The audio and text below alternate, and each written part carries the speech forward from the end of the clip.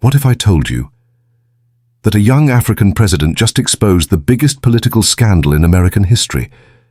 What if Trump and Melania were caught laundering millions through African dictatorships? And the evidence? Emails, contracts, recordings, all real. This isn't a theory. This is the day Donald Trump's empire began to crumble. Live, on international TV. And the man behind it? IBRAHIM Traoré.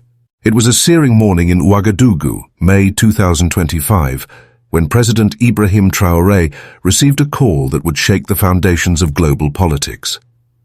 On the line was Marcus Webb, a senior investigative journalist at CNN International. His voice was urgent.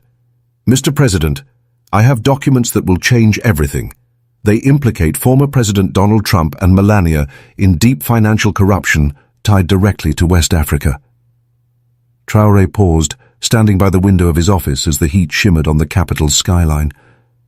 "What kind of documents?" he asked sharply. "Bank transfers, shell company records, signed contracts, all pointing to a money laundering scheme involving Trump's organization and the very regimes you dismantled. The files show $340 million moved through the Trump organization between 2018 and 2023, directly from African dictators." Traoré's blood chilled. For years, he had risked everything to rid the region of corruption, battling forces that drained the continent's lifeblood. But now, the threads led back to one of the most powerful men in the world. "I'm sending you the files," Webb said. "This is bigger than we thought." Meanwhile, thousands of miles away in Washington, D.C., Trump sat in the Oval Office reviewing stock reports. Melania entered with a pale face and shaky hands.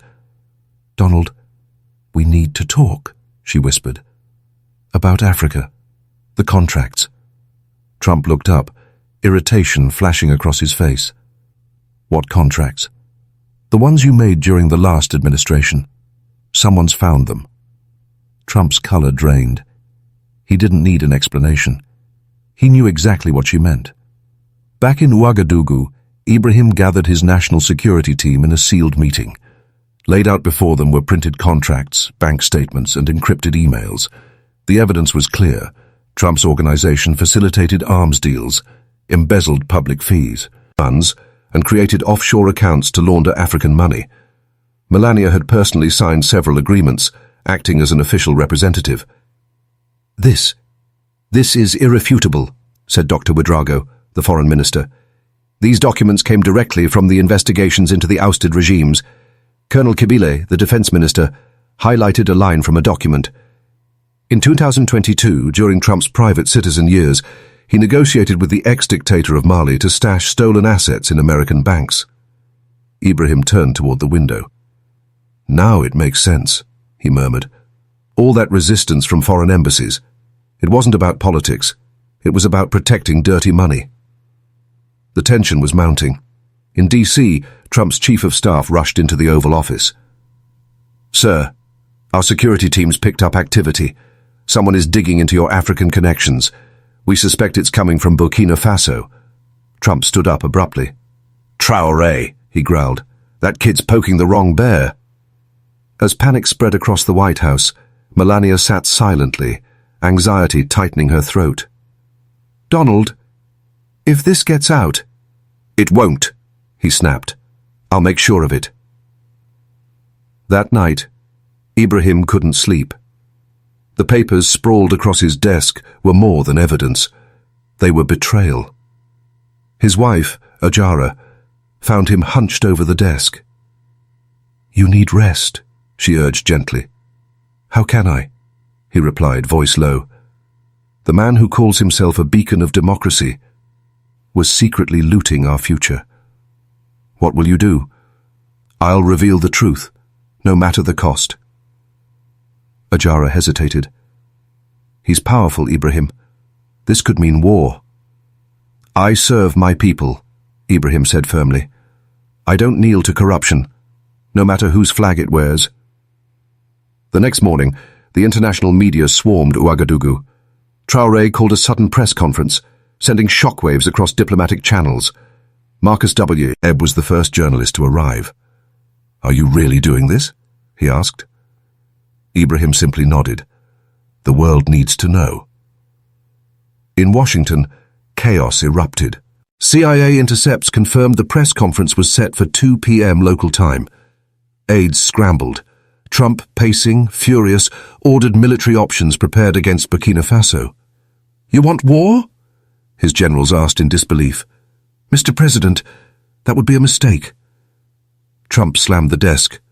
"That kid declared war on me the moment he crossed me." As military advisors balked, Melania interjected, her voice barely a whisper. "Maybe we should speak first. Get ahead of this." "No, we say nothing. We give it no oxygen," Trump snarled. In the echoing corridors of global power, silence was about to meet revelation. By the time the sun reached its peak in Ouagadougou, the presidential press room was packed to capacity. Journalists from across the globe filled every seat, their cameras trained on the podium. Ibrahim Traoré stepped in, briefcase in hand, his face solemn but determined. The hum of whispered speculation dropped to silence. "Ladies and gentlemen," he began, his voice resolute, "today I present evidence that exposes the corruption at the heart of a global superpower." He opened the briefcase, laying out a stack of documents. Between 2018 and 2023, the Trump Organization received $340 million in payments originating from West African regimes known for oppression, theft, and human rights violations. These funds were funneled through shell corporations with the full knowledge and approval of Donald and Melania Trump. The room froze. Clicks of camera shutters filled the silence. Ibrahim held up a contract, the signature crisp and unmistakable. "This document," he said, "bears Melania Trump's personal authorization. In 2022, she was paid $15 million to use the Trump Organization as a front for laundering money stolen by Mali's former dictator. She wasn't just complicit, she was an active participant." Can pushing in. Across the Atlantic, Trump watched the live broadcast in Cheat, his private quarters. His skin flushed red with rage. "This is a lie! All lies!" he screamed, hurling a glass at the wall. "Donald," Melania whispered, visibly shaken. "They have the signatures. They have the emails." "Shut up," Trump growled. "It's a setup. It's all fake." Back in Ouagadougou, Ibrahim wasn't finished. He reached for another document. Here are the internal emails where Donald Trump personally approved these transfers. He wasn't just a passive observer. He directed his legal team to obscure these funds using Cayman Island shell companies. This is financial warfare. The reaction was global. Social media exploded within minutes. #Trump corruption trended in over 70 countries. Ibrahim presented photographic evidence next. An image of Trump, Melania, and Mali's ex-dictator seated at a private estate in Mexico, taken in 2023. The timing, the location, the meeting. It all aligned. This image, Ibrahim explained, was taken during a secret meeting where $200 million in stolen African funds were being negotiated for laundering through U.S. firms. In D.C., Trump's fury turned into paranoia. "Get the Pentagon! I want bombers ready in 6 hours!" he shouted. "Mr. President," a general said cautiously, "that would be a declaration of war. You'd be breaking international law." "I don't care," Trump snapped. "That brat just humiliated me on live TV." As military leaders hesitated, Trump's desperation escalated. "I want him gone, permanently." Back in the press conference, Ibrahim connected an audio device to the sound system. "Now," he said, "you will hear the former U.S. president's own words. We have recordings. Verified.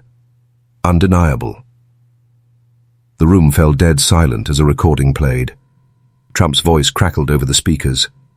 "Melania, you have to sign these contracts. That's $15 million clean for us." Melania's voice followed, hesitant.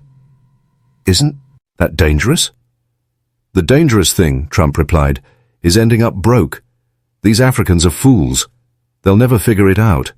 Gasps erupted across the room. The tape was damning, raw, unedited. A second recording played, this time Trump speaking with legal advisors. "I want every dollar moved through dummy firms. Set up 3 in the Caymans, 2 in Panama. If the Africans come looking, they'll hit a wall of shadows." In the White House, Trump was completely unhinged. Staffers avoided his office.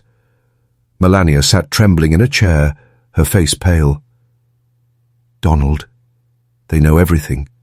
The contracts, the emails, the recordings. You should have burned those files when I told you," she whispered bitterly. "Ibrahim thinks he's smart," Trump muttered. "I'll level Burkina Faso if I have to." Panic rippled through the halls of Washington. Congress called emergency sessions. Military leaders refused direct orders. Protesters flooded the streets with signs reading, "Impeach now," and "No war for greed." Back in Burkina Faso, Ibrahim pressed on. "In this third recording," he continued, "Trump is heard discussing blackmail against African leaders who refuse to comply." Another clip rolled. "If they don't pay," Trump said, "we leak their secrets. We've got files on all of them. Let them beg." The world watched in disbelief. Never before had such high-level international extortion been exposed in real time, with voices, faces, and names so clearly revealed. "This is not just corruption," Ibrahim said gravely. "This is imperial exploitation disguised as diplomacy, and it ends now." As global leaders responded, the United Nations called for an immediate emergency session. France, China, and Russia all issued statements condemning Trump's threats against Burkina Faso. China pledged full military support to defend the West African nation. Putin personally phoned Ibrahim. "President Traoré, Russia stands with you. We are sending defense systems now." Trump, meanwhile, was spiraling. "I want special forces." "Ready to take him out," he roared to his national security team.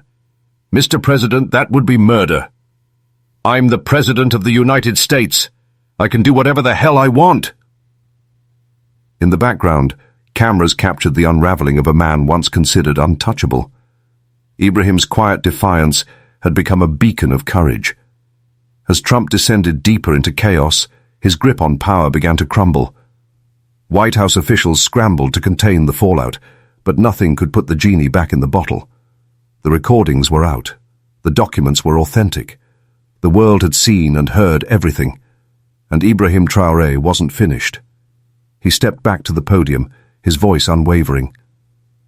"The Trump family has used their position to turn the White House into a hub for international money laundering.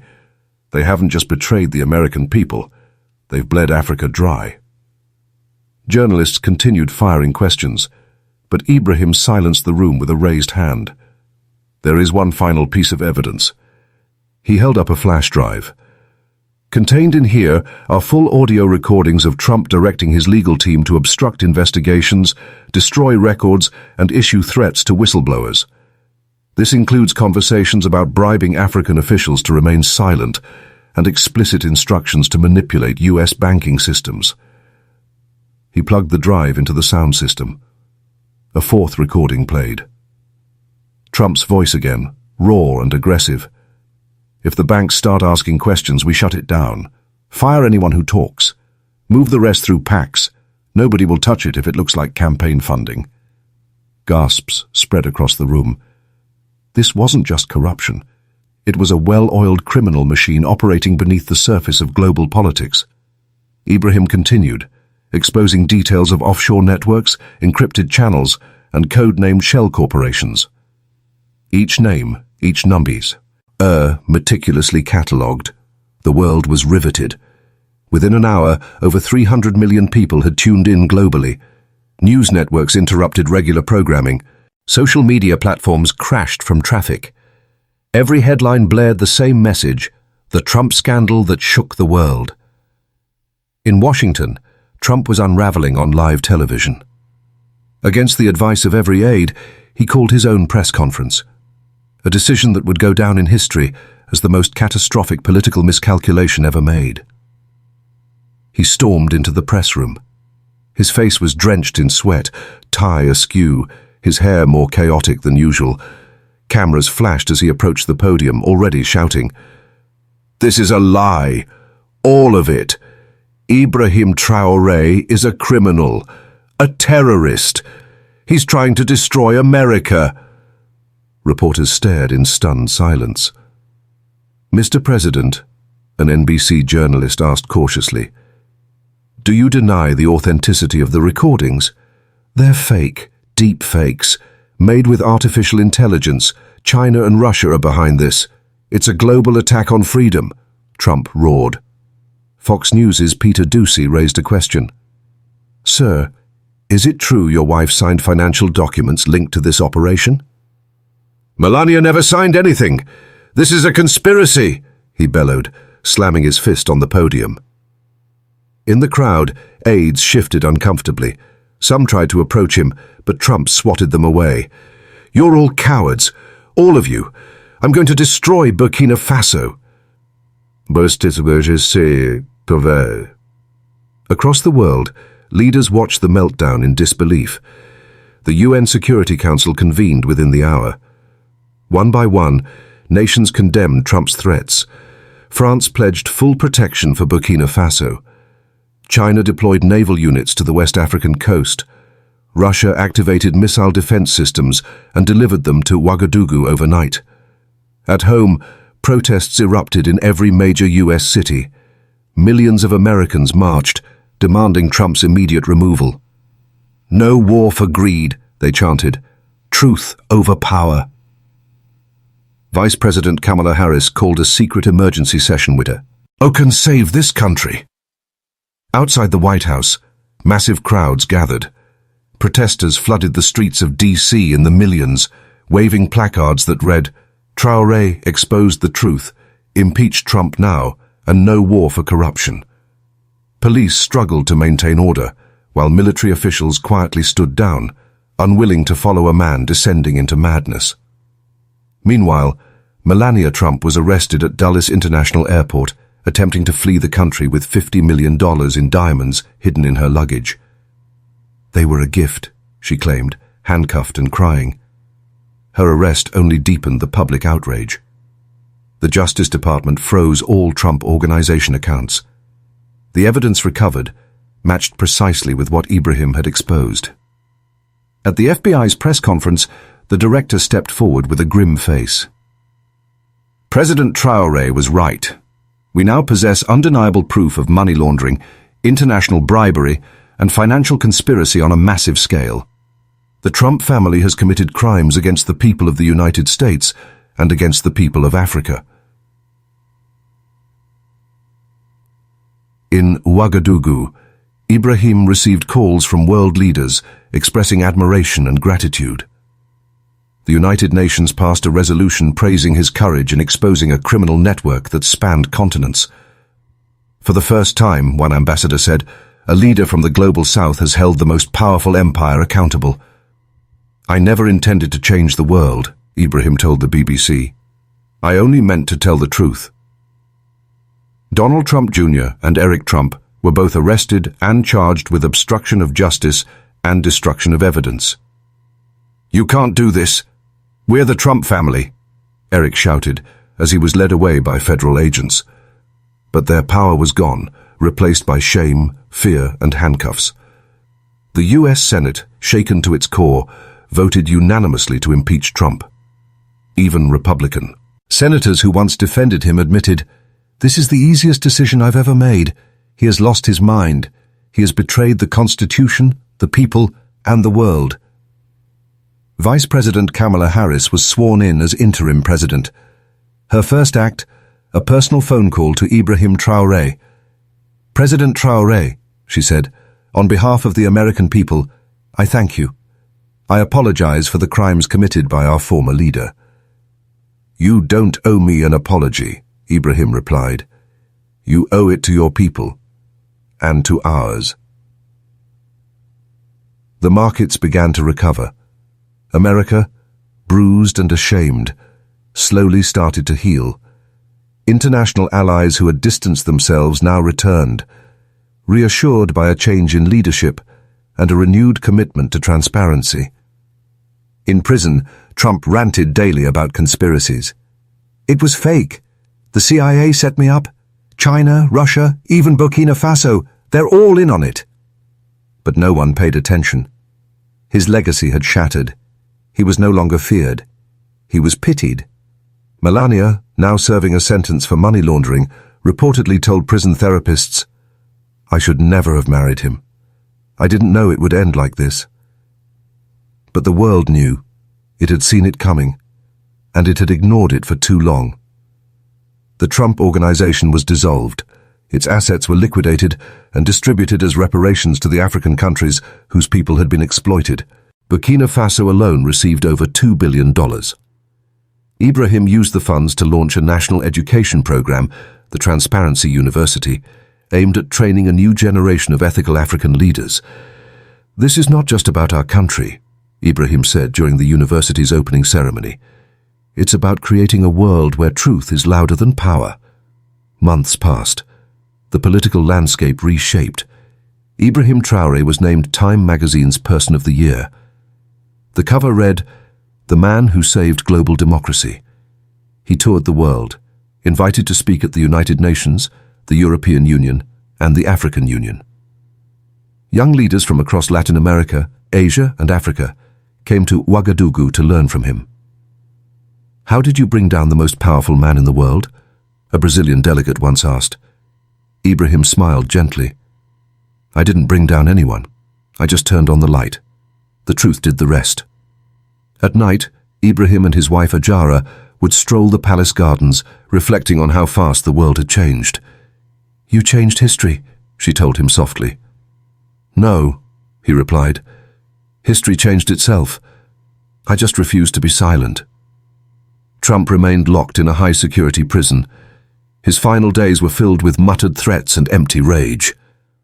"I'm coming back," he told anyone who would listen. But even his most loyal followers had moved on. His era was over. What remained was a world forever altered by one act of courage, by a young African leader who stood up not with armies, but with evidence, who didn't declare war, but declared the truth, and in doing so, proved that no empire is invincible, that no power is beyond accountability, that the truth, in the right hands, is the most powerful weapon in the world,